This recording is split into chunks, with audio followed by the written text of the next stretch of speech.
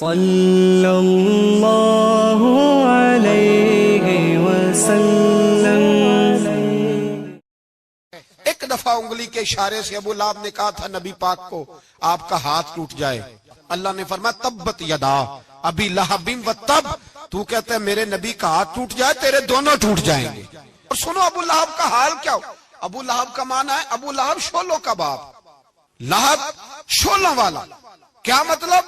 ابو لہب اتنا حسین و جمیل تھا کہ اس کے جو رخسار تھے شولوں کی طرح چمکا کرتے تھے، اتنا خوبصورت تھا، لال سرخ رنگ تھا، خوبصورت آدمی۔ عرب میں جب غربت تھی تو اس کے گھر میں اس وقت بھی 2 اینٹیں سونے کی تھی، اتنا مالدار آدمی اور سردار تھا سارے مکے کا۔ لیکن نبی پاک کی بے ادبی کی، تمہیں پتہ ہی نہیں کہ رب دنیا میں سب سے زیادہ ناراض ہی اس سے ہے جو اس کے رسول کا بے ادب ہے، سب سے زیادہ ناراض ہی اسی سے۔ ابو لہب نہ گیا بدر کے موقع پر، ڈر گیا، کہنے لگا میں نے نہیں جانا، مکے میں رہ گیا، نہ گیا جہاد کے لیے، مسلمانوں کے خلاف نہ نکلا۔ لوگوں نے بڑا اس کو لان تان کیا، لیکن کہنے لگا میرے خرچے پہ 4-5 بندے لے جاؤ، میں نہیں جاؤں گا، پیچھے رہ گیا۔ لوگ کہنے لگے بچ گیا، لیکن اس کے جسم کے اندر ایسی بیماری نکلی کہ ریشے سے بھر گیا سارا وجود، ریشے۔ اس کے بچوں نے لے جا کے ابو لہب کو پیچھے ایک حویلی تھی مکے کے باہر، اس میں بند کر دیا، چیختا تھا، چلاتا تھا، میں بد دعا نہیں دیتا، پر اگر کلیجہ پھاڑ کے دیکھو تو دل بڑا زخمی ہے۔ میری حیات کو ٹکڑوں میں بانٹنے والے، جب تیری حیات بھی بکھرے تیری ممات بھی بکھرے، اللہ کرے اسی طرح تو بھی روئے جس طرح آج اس دھرنے میں شہید ہونے والے کی ماں روئی۔ اللہ کرے میری حیات کو ٹکڑوں بانٹنے والے، جب تیری حیات بھی بکھرے جب تیری ممات بھی بکھرے، بد دعا ہے تمہارے لیے، بد دعا ہے تمہارے لیے، جب تیری حیات بھی بکھرے تیری ممات بھی۔ بند کر دیا اس کو لے جا کے وہاں پیچھے، اور جب اس کو بند کر دیا کمرے میں تو چلاتا تھا، چیختا تھا، کوئی مجھے بچاؤ، کوئی پانی پلاؤ۔ دروازہ توڑ کے باہر نکلا تو چوک میں مر گیا ابو لہب، اتنی بدبو آتی تھی کہ کوئی قریب نہیں جاتا تھا۔ چوک میں لاش پڑی تھی، یہ ہے میت کسی بے ادب کی، منہ دکھانے کے قابل نہیں، ان کے دشمن پہ لعنت خدا کی، رحم پانے کے قابل نہیں ہے۔ چوک میں لاش پڑی ہے، تبت یدا ابی لہب و تب، چوک میں پڑی ہوئی ہے، کوئی قریب نہیں جاتا۔ اس کے بیٹوں سے لوگ جا کے کہنے لگے تمہارا باپ تھا، شرم کرو۔ ایک ملازم کو پیسے دیے اس کے بیٹے نے، کہا گڑا کھودو اور میرے باپ کو رسی کے ساتھ پکڑ کے اس میں پھینک دو۔ ایک گڑا کھودا مکے کی گلی میں اور رسی کے ساتھ پکڑ کر، رسی کے ساتھ باندھ کر اس کی ٹانگ کو گھسیٹ کر اس گڑے میں ڈال دیا، اوپر سے مٹی ڈال دی، بدبو کا وہ ڈھیر بند کر دیا۔ ابو لہب مکے کا سردار تھا، پر جانے کہاں مردود دفن ہے۔ لیکن میانی صاحب کے قبرستان میں جاؤ، میانی صاحب کے قبرستان میں وہ علم الدین جسے اپنا نام بھی نہیں لکھنا آتا تھا، ہزاروں لوگ روزانہ اس کی قبر پہ کھڑے ہوتے ہیں اور رسول اللہ کی نعتیں سناتے ہیں۔ جا کے دیکھو تو صحیح منظر کتنا بدل گیا۔ اور جب غازی علم دین شہید کا جنازہ اٹھا تو امیر ملت پیر جماعت علی شاہ صاحب کی چیخ نکل گئی، اور ڈاکٹر اقبال رونے لگے اور قائد اعظم تڑپنے لگے، منتیں کرتے تھے محمد علی جناح کہ یارو تھوڑے پیچھے تو ہٹو، میرا بھی دل کرتا ہے میں بھی ذرا اسے کندھا دے لوں، ذرا پیچھے تو ہٹو۔ محمد علی جناح جیسے لوگ تڑپتے تھے، اور جب قبر میں اترنے کی باری آئی تو ڈاکٹر اقبال نے ہاتھ باندھے، کہنے لگا او دوستو اقبال پہ تھوڑا رحم کھاؤ، اسے میرے ہاتھوں پہ رکھو، قبر میں اتار دیتا، اسے میرے ہاتھوں قوت عشق سے ہر پست کو کر دے، دہر میں اس میں محمد سے اجالا کر دے، اور کی محمد سے فاتون نے تو ہم تیرے، یہ جہاں چیز ہے کیا لوح و قلم تیرے ہیں۔ اور اقبال کہنے لگے دیکھو میں شعر لکھتا رہا اور یہ لوہاراں دا منڈا نمبر لے گیا۔ میرے نبی پاک صلی اللہ، ایک شخص حضور کے سامنے بیٹھا ہے تو منہ چڑھا چڑھا کے باتیں کر رہا ہے۔ کچھ لوگ نقلیں اتارتے ہیں، اور بزرگوں کی نقل اتارنا اور بزرگوں کی توہین کرنا یہ رب کو سب سے ناپسندیدہ فعل ہے، توہین کے انداز میں نقل اتارنا۔ تو کہتے ہیں منہ چڑا چڑا کے باتیں کر رہے تھے. میرے حبیب نے فرمایا نہ ایسے کر, بڑے میٹھے انداز, کیوں اپنے منہ کو بگاڑ رہا, نہ کر. کہنے لگا جی ہے ہی ایسا. حضرت ابو ہریرہ فرماتے میں قریب بیٹھا تھا, حضور مسکرا رہے اور نہ کر ایسے. کہنے لگا جی یہ میرا منہ ہے ہی ایسا. فرماتے میں دیکھ رہا تھا حضور کے چہرے کا رنگ بدلا, آنکھوں میں جلال آیا. فرمایا اچھا جا پھر ایسا ہی ہو جائے, جا پھر ایسا ہی ہو جائے. کہتے ہیں میں نے دیکھا اس آدمی کا منہ بگڑ گیا. حضرت ابو ہریرہ فرماتے ہیں وہ رویا کرتا تھا مدینے کی گلیوں میں اور کہتا تھا کوئی مجھے معافی لے دو, لیکن گرا جو ان کی نگاہ سے وہ سنبھل نہیں سکتا. گرا جو ان کی نگاہ سے کبھی سنبھل نہیں سکتا. کوئی ایسا کام نہ کرے, کوئی ایسا کام نہ کرے, کوئی بھی, جس سے حدیث صحیح میں موجود ہے بنی اسرائیل کے ایک شخص نے اپنی ماں سے بد دعا لی تھی اور عابد زاہد تھا, لیکن ماں کا نافرمان تھا. تو اماں نے کہا جا مرنے سے پہلے تو آزمائش میں مبتلا ہو جائے. رب کی خفیہ تدبیر سے ڈرنا چاہیے. تو مرنے سے پہلے پہلے ایسی آزمائش میں ڈال گیا کہ ایک بری عورت نے الزام لگا دیا. لگا الزام, لیکن زمانے میں رسوائی چاروں جانب ہو گئی. تو لوگ آ کے کہتے تھے تیرے ساتھ کیا بنا؟ کہتا کچھ بھی نہیں, میری اماں نے میرے لیے بد دعا کی تھی, اس کا رنگ دیکھ رہا ہوں. کیوں میں نے ستایا اپنی ماں کو؟ توبہ کر, دعائیں لیا کریں زندگی میں. بد دعاؤں والے کام ہم تو 1 منٹ لگاتے ہیں بد دعا لینے میں, 1 منٹ لگاتے, 1 منٹ. ایک میں بزرگوں کا پڑھ رہا تھا ایک دفعہ اخبار میں, تو ان کی آنکھیں کالی ہو گئی, اندر سے کالی ہو گئی. تو بیچارے نابینا ہو گئے.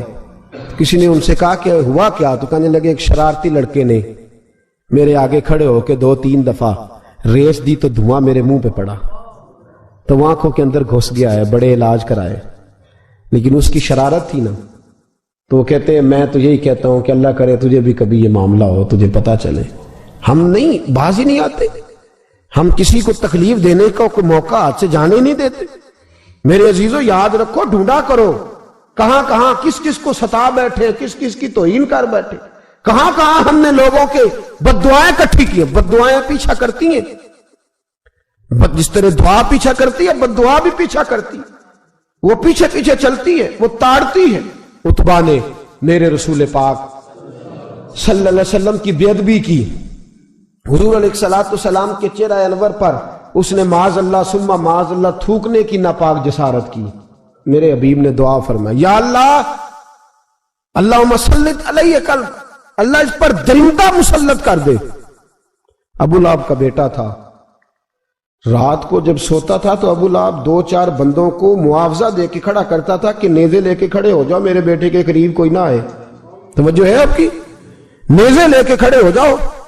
لوگ کہتے تو انہیں نبی بھی نہیں مانتا اور بات ہر ایک مانتا ہے, پیغمبر بھی نہیں مانتا. تو ان کے جملے کہنے لگا میں مانوں نہ مانوں بات الگ ہے, لیکن میرا تجربہ ہے جو اس کے منہ سے نکل جاتا ہے وہ ہو جاتا ہے, جو ان کی زبان اطہر سے نکل جاتا ہے وہ.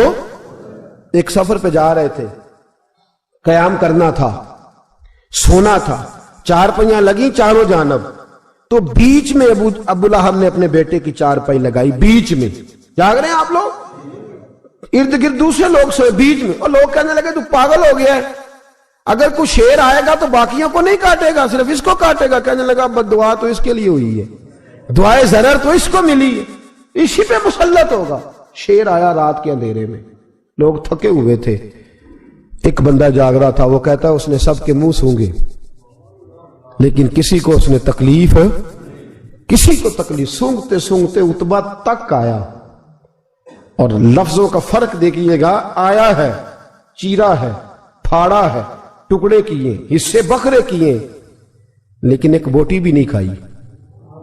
مار دیا, چہرہ بگاڑ دیا, وجود کاٹ دیا, چلا گیا قتل کر کے, کھایا نہیں ایک لقمہ بھی اس کے وجود. بھائی درندے پھاڑنے آتے ہیں کہ کھانے آتے ہیں, وہ کھایا نہیں پھاڑ کے چلا گیا. تو لوگ سویرے پوچھنے لگے صحابہ سے کہ ماجرا کیا ہے؟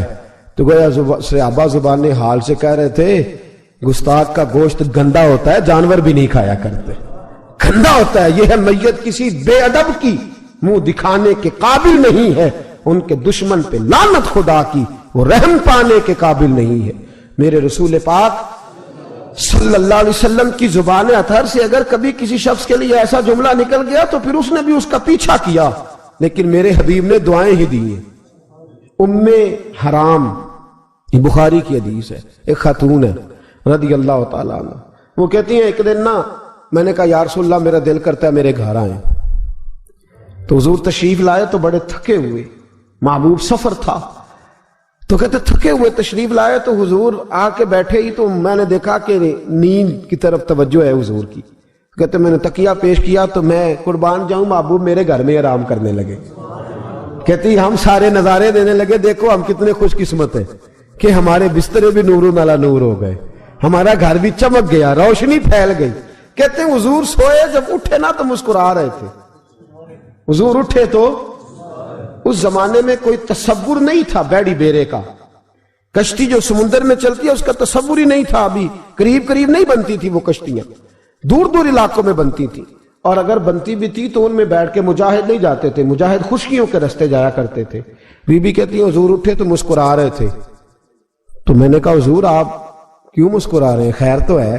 تو نبی پاک نے فرمایا میں نے دیکھا ہے سوتے ہوئے کہ میری کچھ امت کشتیوں پر بیٹھ کے بھی کافروں کے خلاف جہاد کرے گی، دریاؤں میں بھی، اقبال نے کہا نا دشت تو دشت ہے دریا بھی نہ چھوڑے ہم نے، بحر ظلمات میں دوڑا دیے گھوڑے ہم، کشتیوں میں بھی جہاد کرے گی میں نے دیکھا ہے۔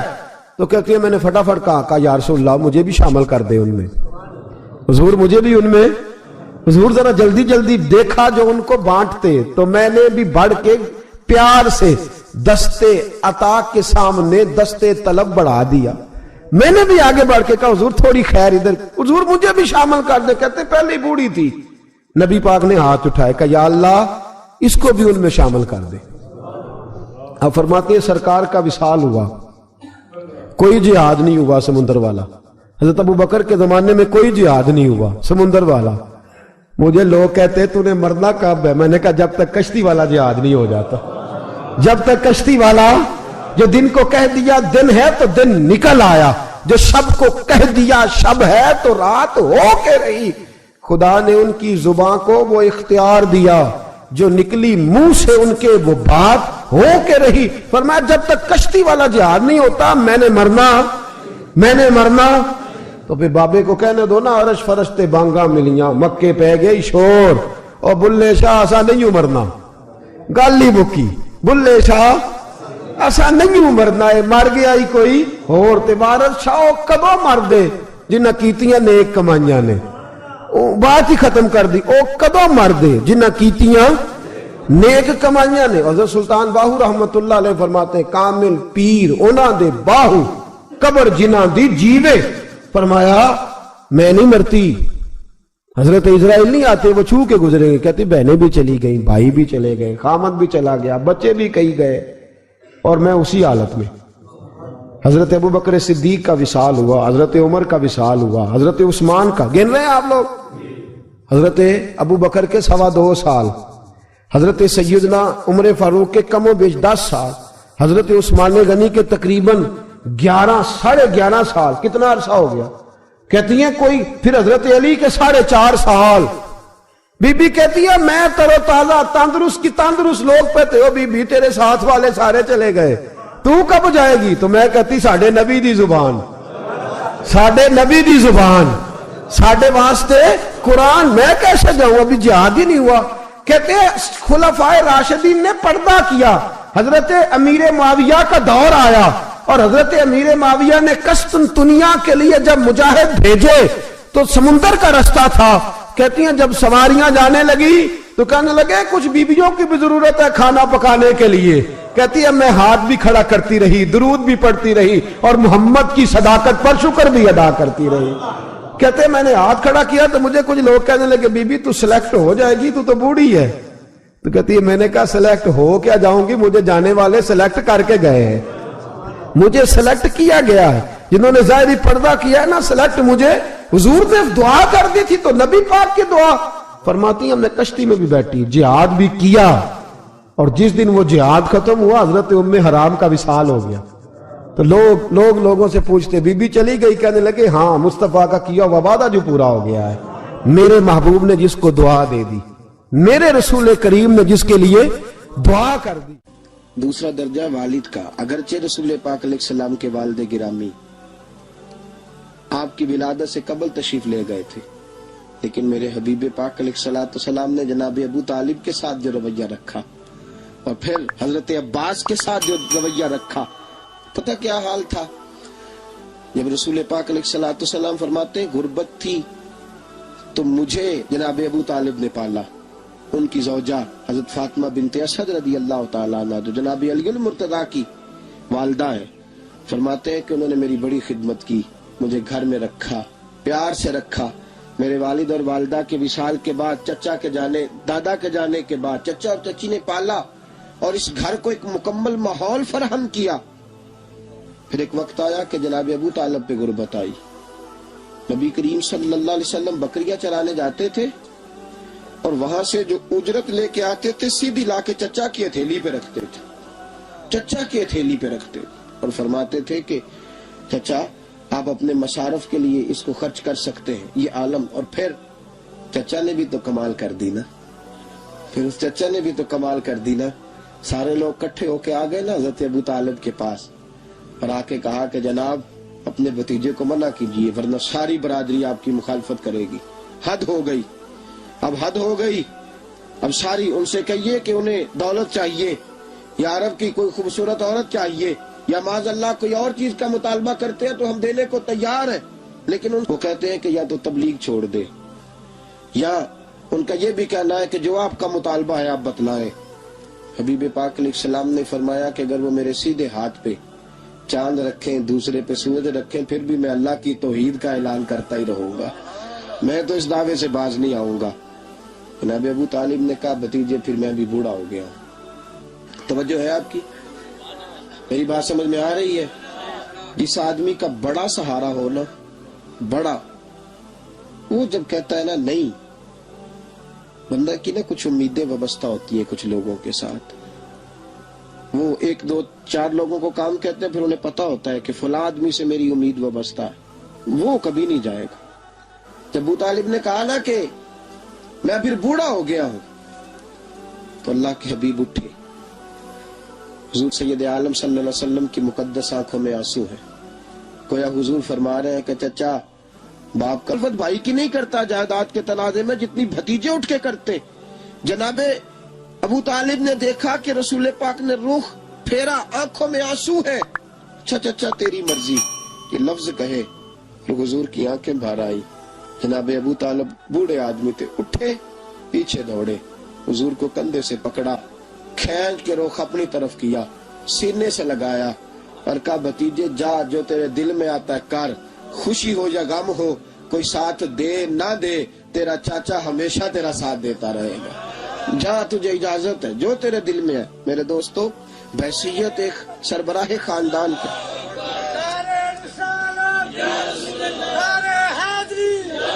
अब इन रिश्तों का तकद। और फिर जब जनाब अबू तालिब का विसाल हुआ और जनाब खतियतुल कुबरा भी उसी साल में गई, तो आमुल हुज़्न कहा ये गम का साल है, ये गम का साल। रिश्तों का तकद्दुस जो नबी पाक अलैहिस्सलाम के आने पे कायम हुआ, कबल इसके इंसानियत इससे आशना न थी। रिश्तों को जो मोहब्बत और खुलूस का रंग मेरे मुस्तफा ने अता फरमाया, दुनिया के किसी कानून में उसका तसव्वुर भी नहीं किया जा सकता। अल्लाह अलैह के पास ना एक बूढ़ी अम्मा अपना बेटा छोड़ गई, तो हजरत साहब ने को 2 4 5 महीने रखा। तो बाद में उसकी अम्मा को बुला के कहा कि भाई तू बेवा है, बेटा तेरा यतीम है, मैं नहीं चाहता कि इसका वक्त जाया हो। ये पढ़ने वाला कोई नहीं, सारे नहीं भाई पढ़ने वाले होते। अब यहाँ वाला माँ बैठे हैं, मैं बेअदब भी ना हो जाऊं। कुछ पूरे 8 साल लगा के भी आ जाते हैं, सनद भी उनके पास होती है, नाराज ना हो जाना, ये तो सब अच्छे लोग हैं। सनद होती है पर पता पुता कोई नहीं होता। ये आला हजरत ने लिखी है बात, सनद होती है, पूरी डिग्री होती है, उस पर कई लोगों के साइन भी होते। तो बहुत सारे तालिब इल्म ऐसे होते हैं जो मदारस में कहते हैं मैं फाजल फलां हूं, लेकिन कोई शय पास, तो मौलाना सरदार अहमद साहब मुहद्दिस आज़म पाकिस्तान रहमतुल्लाह अलैह उस बूढ़ी को कहने लगे तेरा बेटा कुंद देना है, पढ़ना पढ़ाना इसने कुछ भी नहीं, तो यतीम बच्चा है, कल को तो कहेगी कि मेरे बेटे ने वक्त जाया किया तो वापस ले जाओ। बूढ़ी अम्मा रोने लग गई। کہنے لگی میں پڑھانے تو نہیں لائی تھی، میں تو آپ کو رب کا ولی سمجھتی ہوں، میں تو نوکری کرانے لائی تھی۔ نوکری، حضرت انس بن مالک کہتے ہیں میری اماں بھی حضور کی بارگاہ میں دے گئی تھی، حضور کی بارگاہ میں۔ یہ نہیں کہا تھا کہ یا رسول اللہ پڑھا دیں، ہاں ہاں میں ذمہ داری سے بات کر رہا ہوں، یہ نہیں کہا تھا حضور مجاہد بنا دیں، یہ تھوڑی کہا تھا کہ یا رسول اللہ صلی اللہ تعالی علیہ وسلم سے مفسر، محدث، محقق، مفتی بنا دیں۔ حضرت انس کی اماں کہہ گئی تھی سونیا جب تک یہ رہے گا نا آپ کی نوکری کرے گا، یہ گھر کے کام کاج کرے گا، ڈیوٹی کرے گا، حضور یہ آپ کی نوکری کرے گا۔ تو میرے محبوب نے پھر دعا کر دی، اللہ اسے برکت عطا فرما۔ تم سمجھتا ہے خدمت والا خالی رہ جاتا ہے؟ جتنا ذائقہ خدمت والے کو ملتا ہے، جو اس کے نصیب میں آتا ہے، وہ کسی کا نصیب کہاں بھائی۔ حضرت انس کہتے ہیں حضور نے دعا کر دی، برکت کی۔ مجھے تو کھیتی باڑی آتی بھی نہیں تھی، پر لوگوں کے باغ میں سال میں ایک دفعہ پھل لگتا تھا، میرے باغ میں 2 دفعہ لگتا تھا۔ حضور نے دعا کر دی یا اللہ اسے اولاد دے۔ فرماتے ہیں میرے بیٹے، میرے پوتے، میرے نواسے، میری بیٹیاں، فرماتے ہیں میں زندہ ہوں اور میری 100 اولادیں موجود ہیں۔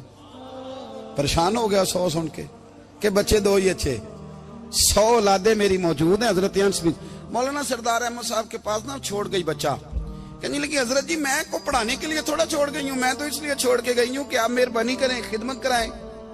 تو حضرت جی کہنے لگے کوئی ایسا کام ہی نہیں، خدمت والا کیا کراؤں؟ کہنے لگی پٹھے پوا لیا کرو جی۔ ان لڑ پیندے نے، کہنے نے بچے کام کر دیں مدرسے دا۔ حالانکہ اب کہاں بچے کام کرتے ہیں، اب تو گزر گیا دور، اب تو بچے کام کراتے ہیں۔ اب بچے بھی ناراض ہو رہے ہیں، گور گور کے دیکھ رہے ہیں، صحیح پہ رہا ہوں آپ کو، بچے کام کراتے ہیں، بچے کہاں کام کرتے۔ کہنے لگی یہ چارہ ڈالے کرے گا آپ کی بھینسوں کو۔ تو حضرت نے اس کو کہا کہ بی بی چارہ میری بھینسوں کو ڈالنے کے لیے میں نے بندہ رکھا ہوا ہے، تو جا لے جا۔ کہنے لگی ہاتھ باندھ کے حضور مہربانی کریں رکھ لیں، چارہ ڈالے گا۔ اور پتر توجہ سے چارہ ڈالنا حضرت کی بھینسوں کو۔ رونے لگی، حضرت نے رکھ لیا، مہینے کا خرچہ بھی دیتے۔ شام کو نا وہ سارا دن کام کرتا، شام کو آ کے پیروں میں بھی بیٹھ جاتا، حضرت جی لائیں تیل تھوڑا سا، پیر نہ دبا دوں۔ 8 سال ساتھ والے پڑھتے رہے، یہ بیچارہ نوکری کرتا رہا، میرا روپ بھی نہیں تے میرا رنگ بھی نہیں، اور مینو یار منان دا ٹنگ بھی نہیں۔ کبھی کبھی نا حضرت بلال حبشی فارغ ہوتے نا تو نبی پاک کی بارگاہ میں عرض کرتے حضور کوئی کام تو نہیں، سارے ہو گئے، حضور جاؤں ذرا، چلے جاتے۔ ایک دن سلمان فارسی کہنے لگے یا رسول اللہ یہ بلال کہاں جاتا ہے؟ فرمایا جا دیکھ کے تو آ۔ حضرت سلمان واپس آئے تو آ کے رونے لگے، کہنے لگے سونیا جب یہاں سے جاتا ہے نا تو جا کے سیدہ فاطمہ کی چکی پیسنی شروع کر دیتا، بی بی صاحبہ کے کام کرنے لگتا ہے، گھر میں جا کے اسنین کی ڈیوٹی کرتا ہے، وہاں بھی کام یہاں بھی کام۔ وہ چارہ ڈالتا رہا، اس نے چارہ ڈالا۔ حضرت محدث اعظم کی بھینسوں کو دستار فضیلت کا وقت آ گیا، سارے پگڑیاں سجا کے آ گئے، آج دستار ہوگی۔ یہ نہ پیچھے ہو کے بیٹھ گیا، چونکہ پڑھا ہی نہیں تھا تو دستار کاہے کی، دستار تو اس کی جو پڑھے گا، ہم نے تو پڑھا ہی نہیں، ہم نے تو یار پڑھا، گھر پڑھا، ڈیوٹی کری۔ حضرت محدث اعظم رحمت اللہ علیہ کے ہاں جب اعلان ہونے لگا نا کہ اب دستار ہوگی تو حضرت نے پہلا اعلان اس کا فرمایا۔ تو مجھان والا بندہ کپڑے بھی کدی کدی بدل دے نا، وہ کہتے ہیں جس حال میں بھی تھا میں پلٹ کے دیکھنے لگا کہ پڑھا پڑھایا تو ہے، کوئی شے نہیں، تو یہ ماجرا کیا ہے؟ پیچھے سے اٹھ کے آئے تو کہتے ہیں باقیوں کی دستار کسی عالم نے کی، کسی صوفی نے کی، لیکن یہ بھینسوں کو چارہ ڈالنے والا جب آیا تو محدث اعظم نے فرمایا پگڑی کے بال کو کوئی ہاتھ نہ لگائے، یہ ساری دستار میں نے کرنی ہے۔ اور فرماتے ہیں حضرت بال بھی دیتے جاتے تھے اور آنسو بھی بہاتے جاتے تھے، ماتھا بھی چومتے تھے، اور فرماتے تھے دستار کے بعد چلا تو نہیں جائے گا یار، مجھے تو عبادت بھی نہیں رہ گئی، مجھے تو چابیوں کو بھی نہیں پتا کون سی کہاں رہتی ہے، جائے گا تو نہیں تو رو پڑا، کہنے لگا سونیا جائے تو وہ جس کے پلے کچھ ہے ہو، آتا جاتا تو ہے کچھ نہیں، مجھے کس نے رکھنا ہے، میں نے کہاں جانا ہے، ادھر کہاں تو ادھر ہی رہوں گا۔ وہ اس طالب علم کے سارے استاد بھائی کہتے ہیں اس نے دستار کرائی، پڑھا پڑھایا کچھ نہیں، پر جو مسئلہ اڑ جاتا تھا نا، وہ جو اڑ جاتا تھا نا، وہ جا کے اس سے پوچھتے تھے تو کتابیں کھولنے کی ضرورت نہیں پڑتی تھی۔ حضرت ام سلمہ رضی اللہ تعالیٰ عنہ کہتی ہے میں نے عرض کی یا رسول اللہ صلی اللہ علیہ وسلم میری بچی بڑی بیمار ہے، تو مجھے کسی نے کہا ہے یہ تھوڑی سی نشے والی چیز ہے، یہ بنا کے تیار کر کے دو، صحیح ہو جائے گی، بیمار ہے بچی تو یہ نشے والی چیز ہے، اس کو تیار کر کے دو، تھوڑا نشہ ہے۔ اگرچہ بعض، میں نے شروع میں کہا، بعض لوگ مریض کو، سخت مریض کو ایسی ادویات جو مجبوری بن جائے اس کی گنجائش اور اجازت دیتے ہیں، محتاط علماء تو اس میں بھی بہت ساری چیزیں پہلے بیان کرتے، لیکن اس نے کہا جی میرا نشہ دینا ہے شفا کے لیے۔ تو حضرت ام سلمہ کہتی ہے میرے نبی پاک نے میری طرف دیکھا، میری طرف، تو میں نے کہا یا رسول اللہ آپ کیا فرمانا چاہ رہے ہیں؟ تو نبی پاک نے فرمایا ام سلمہ کبھی ناپاک چیز میں بھی شفا ہوئی ہے، کبھی ناپاک چیز میں بھی، کبھی شراب اور خمر میں بھی شفا ہو سکتی ہے۔ شفا رب کریم نے رکھی ہے پر شہد کے اندر رکھی ہوئی ہے، شفا اللہ نے رکھی ہے قرآن مجید میں رکھی ہوئی ہے، تو اس میں بھی کبھی یہ حضور نے بیان کیا ہے کہ اس کے اندر شفا ہو سکتی، تو امت کتنی دلیری کرتی ہے جو یہ مشورے دیتی ہے کہ اس کے اندر نشہ ہے، شراب ہے، تو کھانسی چلی جائے گی تو فلانی بیماری چلی جائے گی۔ نہ آؤ ان چیزوں پہ، نہ اپنے ایمان کو خرابی دو، اور نہ ایسی باتیں کرو جس سے کہ ڈائریکٹ رسول اللہ صلی اللہ علیہ وسلم کے واضح ارشادات کی مخالفت ہو۔ میرے نبی پاک صلی اللہ علیہ وسلم نے فرمایا، اور پھر کچھ لوگ کہتے ہیں تھوڑی پی ہے جی۔ اب تو میں تجزیے میں پڑھ رہا تھا کہ ایسی شراب ایجاد ہو گئی ہے، لوگ شراب پیتے ہیں اور وہ مست بھی رہتے ہیں، کار بھی چلاتے رہتے ہیں، کہتے ہیں جی نہیں ہمارا ذہن معاف نہیں ہوا تو یہ والی صحیح ہے، نشہ نہیں لاتی۔ میرے نبی پاک صلی اللہ علیہ وسلم نے فرمایا جس چیز کی تھوڑی مقدار، زیادہ مقدار حرام ہے اس چیز کی تھوڑی مقدار بھی حرام ہے، جس کی زیادہ مقدار حرام ہے اس کی تھوڑی بھی۔ تو خمر اور شراب اگر فل پینا جائز نہیں تو تھوڑی پینا بھی جائز، یہ حرام ہے اور حرام تھی اور قیامت تک حرام ہی رہے گی۔ میرے نبی پاک صلی اللہ علیہ وسلم نے منع کیا اور حضور نے اظہار ناپسندیدگی فرمایا، اور میں 40 دن تو عبادت ہی قبول نہیں ہوتی شراب پینے والوں جب تک سچی توبہ نہ کرے۔ یہ لفظ جب ادا کرتا ہوں تو شرم سے میری زبان لڑکھڑاتی ہے کہ یار درباروں پہ بھی نشہ بکتا ہے۔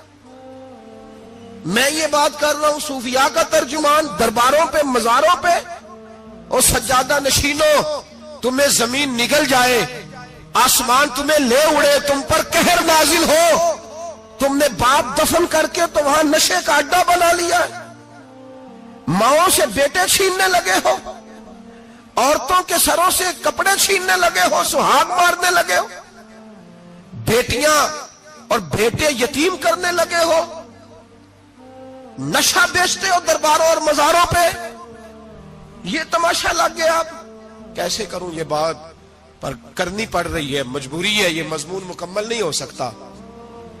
بند کر دیں وہ دربار، ہمیں نہیں چاہیے جن درباروں پہ نشہ بکتا ہے۔ میں ذمہ داری سے کہہ رہا ہوں، بات ریکارڈ ہو رہی ہے۔ جوتے کی نوک پہ وہ سجادہ نشین جو امت کو ڈرگز دیتا ہے، وہ سجادہ نشین کا ڈیرا نہیں، وہ گند کا اڈا ہے، وہاں سے فیض نہیں مل رہا، امت کی تباہی ہو رہی ہے۔ بتا دو، پھیلا دو، اس کو اعتراض کرنا کرو۔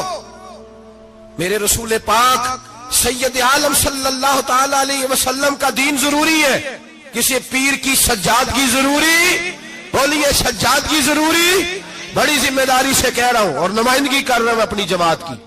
نہ ہمارے بزرگوں نے کل اس کی حمایت کی تھی، نہ آج کرتے ہیں، نہ قیامت تک کریں گے۔ بند کر دے وہ دربار اور مزار۔ بزرگ دنیا میں یہ کام کرنے آئے تھے، اور ہماری سوچ اتنی گر گئی ہے، اتنے ہم کمزور ہو گئے۔ کہتے ہیں جب اس کو چڑھ جاتی ہے تو پھر بڑی معرفت کی باتیں سناتا ہے۔ تجھے شرم نہیں آئی اللہ لفظ کہتے ہوئے؟ اب نشئی تجھے معرفت سکھائے گا؟ اب تو شرابی سے، بھنگی چرسی سے دین سیکھے گا؟ کہتے ہیں اس نے پی ہوئی تھی، چڑھی ہوئی تھی، بات کر دی تو میرا کام بن گیا۔ اتنی گندی اور میلی سوچ صاحب ایمان کی ہوتی ہے، تو اب نشیوں سے جا کر دعائیں کرائے گا؟ سن، میرے نبی پاک صلی اللہ علیہ وسلم نے فرمایا جو شراب پی لے، نشہ کر لے، اس کی تو 40 دن تک عبادت رب قبول نہیں فرماتا۔ تو کہتا چڑھی ہوئی تھی تو اس نے دعا کر دی، تجھے شرم ہی نہیں آئی بات کرتے؟ حیا ہی نہیں کیا تو نے جملہ بولتے؟ یہ کوئی تصوف اور طریقت ہے؟ جاؤ اٹھا کے لے جاؤ، ایسی کوئی تصوف اور طریقت ہمیں نہیں چاہیے۔ ہمیں وہ والی طریقہ چاہیے جس میں خدا کے قرآن کی بات ہوتی ہے اور محمد مصطفیٰ کے فرمان کی بات ہوتی ہے صلی اللہ علیہ وسلم. تو بھائی یاد رکھو یہ کوئی طریقہ نہیں. ایک مزار ہے, مجھے ایک صاحب کہنے لگے آ جائیں یہاں بھی فاتحہ پڑھیں. میں نے کہا یہاں کیا ہے؟ کہنے لگے تھے تو بابا جی نشہ وشا کرتے, پر اب سنا ہے لوگوں کی منتیں بڑی پوری ہوتی ہیں.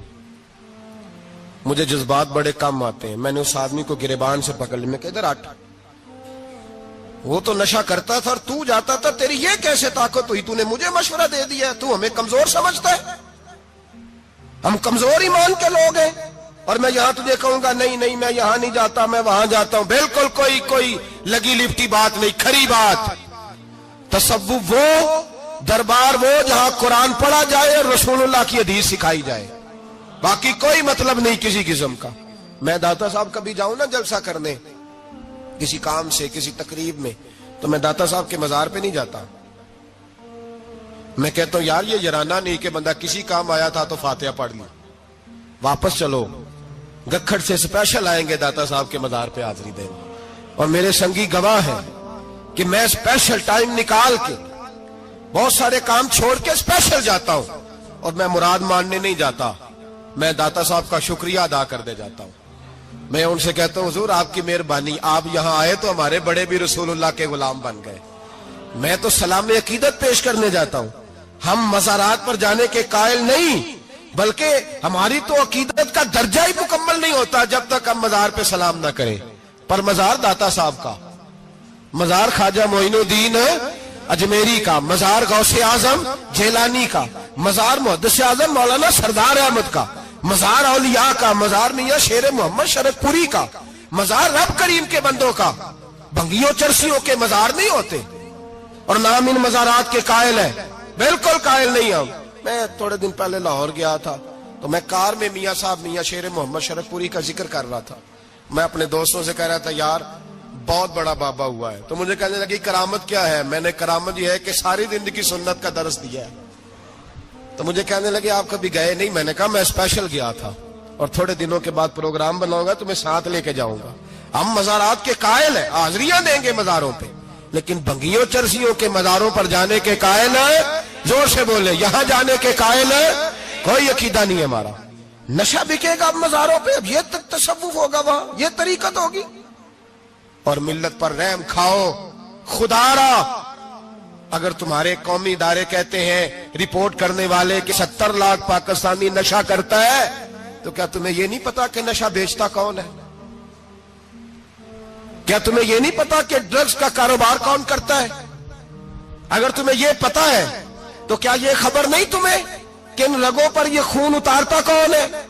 میں اپنے بزرگوں سے معذرت کے ساتھ, نشے کا آغاز, ناراض تو نہیں ہو جائیں گے بزرگ, نوجوانوں کو میں لتاڑ لیتا ہوں لیکن بزرگوں کی عزت کرنا سنت ہے, تو میں بزرگوں سے معذرت کے ساتھ یہ یوں سمجھ لیے خوگرے حمد سے تھوڑا سا گلا بھی سن لے.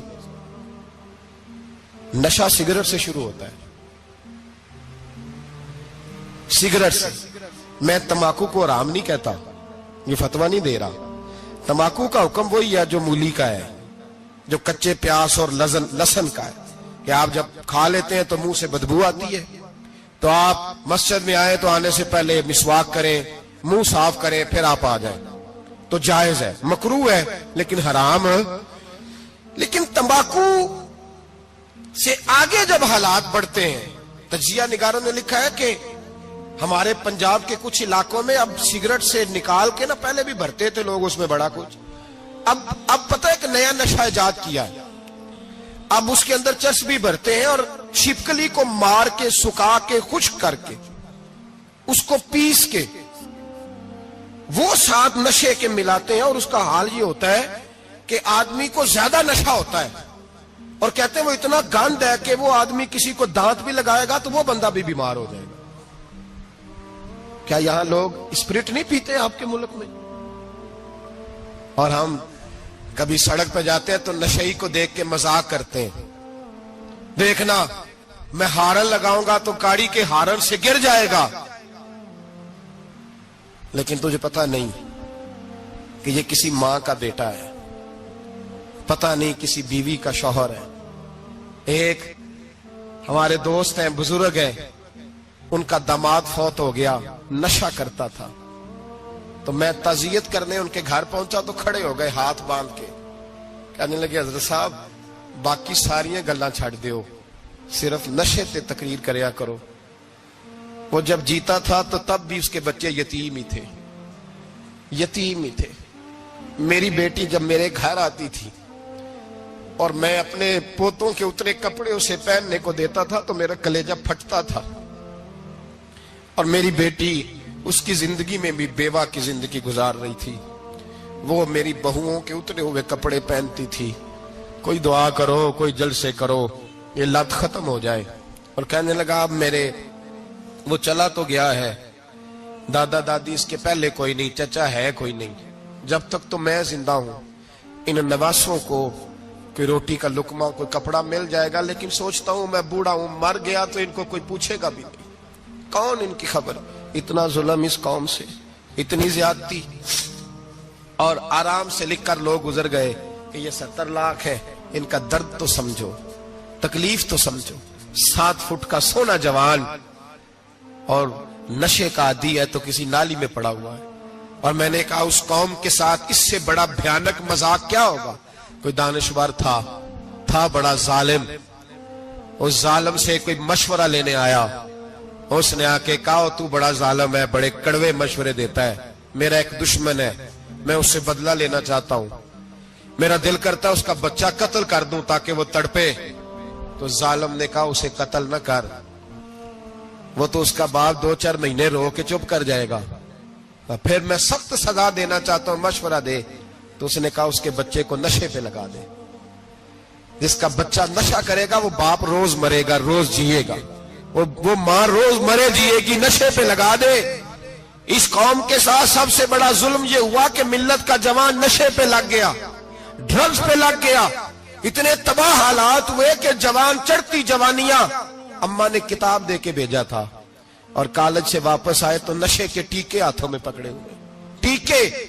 اور آپ کے اس ملک کے اسلام آباد میں ایک دن میڈیا نے وہ خبر بھی وائرل کی اور وہ چیز بھی دکھائی لوگوں کو. 3 مہینے کا بچہ لے کے نشئی سڑک پہ آ گیا. اس نے کہا میرا نشہ ختم ہو گیا, میرا بچہ خرید لو, 2 پڑیاں دے دو. تو وہاں بیبیاں جو سن رہی تھی وہ بھی چیخے مار کے رو رہی تھی. یہ ظلم کیا اس قوم کے ساتھ, اور کرپشن کی لعنت نے اجازت دی سپلائی کرنے والوں کو کہ گلی گلی بیچے, گلی گلی.